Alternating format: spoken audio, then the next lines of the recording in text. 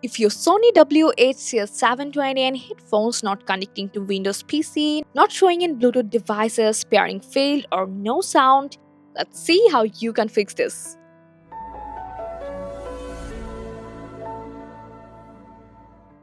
First, make sure your headphones are fully charged and you are not trying to connect while charging.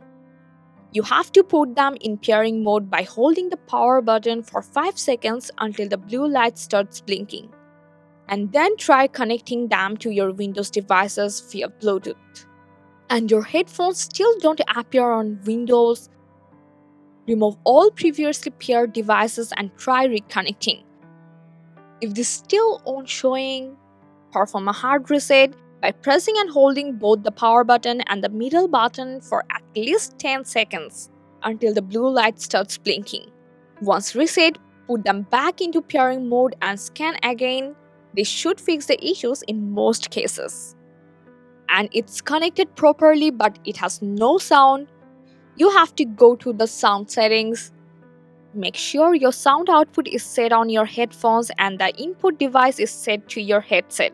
If your headphones still don't show up, it might be a hardware issue and you should contact Sony support for further assistance.